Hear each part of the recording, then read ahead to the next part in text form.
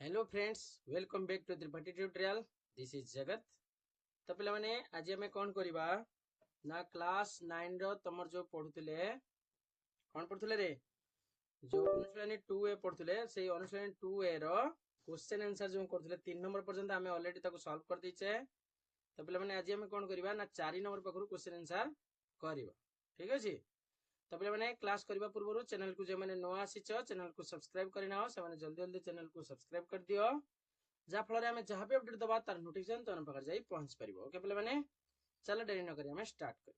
देखो 4 number question कौन कहूँ पे से कहूँ प्रति जुग्म संख्या यौगिक अटे कि जदि अटे ताने कारण सह उत्तर दियो है। देख पे जुग्म संख्या यौगिक संख्या हो पार ना कारण कारण देख दुई गुणनीयक संख्या केते अछि 1 गुणन 2 ना दुईटी गुणनीयक अछि ताने पिला माने आमे जानिचे जहार दुईटी गुणनीयक थाए ताको आमे मौलिक संख्या ही कहि थाउ हला। ताने लिखिबो 2 एकमात्र जुग्म संख्या जीए के मौलिक अटे जीए मौलिक अटे हला। तेणु अतएव प्रति जुग्म संख्या मौलिक संख्या नुह लिखिदब सैला मौलिक संख्या नुह बुझिपाइल ना बुझिपाइलनि। 5 नंबर प्रयास क्यों क्यों बीजगणित धर्म गुड़ी पूर्ण संख्या जेड रे सत्य मात्र गणन संख्या सत्य नुह ना कि। अच्छा देख पिला माने पूर्ण संख्या अर्थात जेड जेड तुमर पालन करे संवृत्ति नियम पालन करे कि नहीं जेड तुमर संवृत्ति नियम पालन करे हला। किंतु गणन संख्या कौन करे एटा पालन करे ना पालन करे ना हला। सेमती जेड रो शून्य को कह जाए जुगात्मक अभेद शून्य को कह जाए जुगात्मक अभेद किंतु गणन संख्यार जुगात्मक अभेद नाही आर लिखिदब जुगात्मक अभेद नाही हला। एभालिया कथा हो। तापर 6 नंबर को आस क्यों क्यों बीजगणितिक धर्म गुड़िक परिमेय संख्या सेट क्यू रे सत्य मात्र पूर्ण संख्या रे असत्य लिखिबो से भलिया। देखो पिला माने प्रत्येक परिमेय संख्यार दुईटा रूप अछि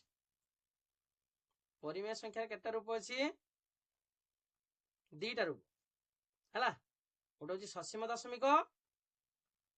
गोटे होची ससीम दशमिक आउटा होची तमर कोन असीम पौन पूर्णिक दशमिक असीम पौन पूर्णिक दशमिक ठीक अछि। किंतु जेड रो सेमिति कोनोसी नाही जेड रो दशमिक नाही हला। क्यू सेट रो परिमेय संख्या सेट रो गुणनात्मक विलुमी नियम सत्य गुणनात्मक विलुमी होची सत्य मात्र जेड रो सत्य ठीक अछि। एबळा मिनिमम 2टा 3टा लेख आउ क्यू सेट रो हरण क्रिया परिमेय माने संवृत्ति नियम पालन करे किंतु जेड रो पालन करे एमती 2टा 3टा लेख हे जिवो पिला माने हला। तापर पळा 7 नंबर से कहिछि एक्स ओ वाई अजुम हेले प्रमाण कर जे एक्स वाई अजुम मात्र एक्स प्लस वाई होबो जुग्म ठीक अछि। गोटे काम करो लेट एक्स गोटे नै जाओ धरि नै जाओ एक्स ओ वाई अजुम कहिछि ना तान 2n + 1 नै जाओ जेउ ठारे n होछि बिलोंग्स टू z सेमती y गोटे संख्या नै जाओ 2m + 1 जेउ ठारे m is belongs to z ताने एक्स वाई देखियो बाहर करियो एक्स वाई माने गुणन करियो 2n + 1 into 2m + 1 आको गुणिब पिला माने हैला गुणी देला परे तमर केते आसीयो 4mn plus 2m plus 2n plus 1 देखो एटा गोटे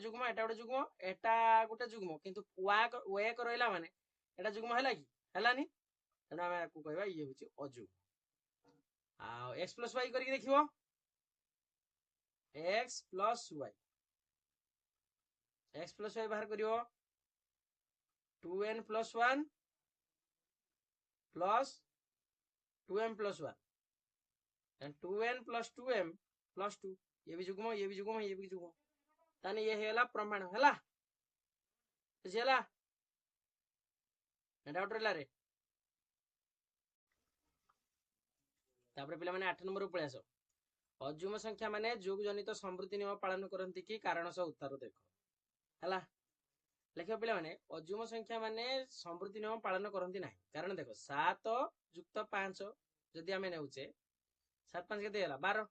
7 उठे होची अजुग्म संख्या 5 भी मध्ये उठे अजुग्म संख्या तो दीटा अजुग्म संख्या मिसेला बेलू तमर कि सही होची उठे जुग्म संख्या होची तेणु करके तमे कहबो जे होची अजुग्म संख्या माने जोग जनित समृद्धि नियम पालन करंती नाही पूरा डिटेल लिखियो पिला माने तुमको जस्ट शॉर्ट रो उठे कहूची हैला तापर देखो 9 नंबर कहे 15 अपेक्षा बृहत्तर और 100 ठार क्षुद्रतर जो पूर्ण संख्या गुड़िक साधारण रूप 3n square plus 2 n belongs to z से गुड़िक लेख हाँ देख पिला माने n इक्वल टू जो 1 नौचे से तुम 3n स्क्वायर प्लस 2 पकई दियो देखो केते होची ताले लिख 3 into 1 स्क्वायर प्लस 2 जे हला 3 युक्त 2 जे हला 5 हमको कोची 15 ठार बड़ ताने एटा नहीं होबनी तापर n इक्वल टू 2 नबो एमती 3 into 2 रो स्क्वायर प्लस 2 ताने 4 3 12 2 14 हेला ताने आकु भी नहीं परियानी n इक्वल टू 3 नियो n इक्वल टू 3 ने 3 वर्ग 9 3 27 युक्त 29 27 युक्त 2 शेष मान होची केते 29 एटा जीवो n इक्वल टू 4 पकाओ 4 रो स्क्वायर 16 3 48 48 युक्त 2 50 एटा भी आसीबो n इक्वल टू 5 नियो 5 वर्ग 25 25 3 75 2 77 ताने एटा भी जीवो n इक्वल टू 6 पकाओ ताने 6 वर्ग 36 36 3 108 2 10 110 ये आसीबो ताने तमरे n equal to 3 n equal to 4 n equal to 5 ये तीनटा नबो आंसर तमरे बाहरिबो 29 50 हला आउट होची 75 ये तीनटा आसीबो आंसर हो जानेला तापर 10 नंबर 0.123 123 123 संख्या गुड़े परिमेय संख्या हेबे कि अच्छा एटा को हमें लिखि परिया ना 0.123 ऊपर 12 लिखि परिया ना हां एटा गोटे परिमेय संख्या हबो कारण एटा होची एक असीम पौन पुनिक दशमिक संख्या आमे जानिचे कोनोसी परिमेय संख्यार दुईटी रूप थाए गोटे होची तमर कोन ना होची ससीम दशमिक आ होची असीम पौन पुनिक दशमिक तनो एटा गोटे असीम पौन पुनिक दशमिक जे हेतु तनो आमे कहि दबा एटा गोटे परिमेय संख्या हबो आ सइला तापर नेक्स्ट 11 नंबर प्लेस 0.13 को 131 को p by q रूप में प्रकाश करो तने को लिख दो कि 131 by 1000 लिख दो सइला तापर 1/3 परिमेय संख्यार असरंती पौन पुनिक दशमिक रूप में प्रकाश करो तो आको हरिबो हला ताको हरिले 300 0 एठी 1 दशमिक पला 3 3 9 एमती तमर आंसर आसीबो 0.3333 हे कि ये आसीबो 0.3 ऊपर 12 एति के होबे आंसर पिला माने 12 नंबर 0.3 ऊपर 12